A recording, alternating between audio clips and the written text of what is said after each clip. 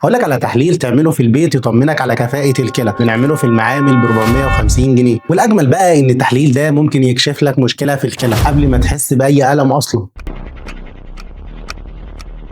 اخطر حاجه في امراض الكلى ان كليتك ممكن تكون بتفقد كفاءتها بالفعل وانت حاسس انك طبيعي، يعني لا وجع ولا اعراض واضحه ولا اي انذار حقيقي. وده لان الكلى من الاعضاء اللي تقدر تكمل شغلها وهي تعبانه لفتره طويله. عشان كده دايما بنلاقي ناس كتير بتكتشف المشكله متاخر. الاغرب ان معظم الناس لما بيحب يطمن على الكلى بيعمل تحليل الكرياتينين بس، ويفتكر ان لو الرقم ده طبيعي فمعناه ان الدنيا تمام. لكن الحقيقه ان الكرياتينين لوحده ممكن يضحك عليك، لانه بيتاثر بالعضلات والعمر وطبيعه الجسم. يعني ممكن يطلع طبيعي والكلى اصلا مش شغاله بكامل كفاءتها. عشان كده الدكاتره بيعتمدوا على رقم اهم بكتير، هو الالبومين كرياتينين ريشيو او الاستيميتد جلوميولار فلتريشن ريت. وده الرقم اللي بيقول لك كليتك بتفلتر الدم بكفاءه قد ايه فعلا. طب ازاي هقدر اعرف نتيجه التحليل ده في البيت؟ حاجات اسرار بقى.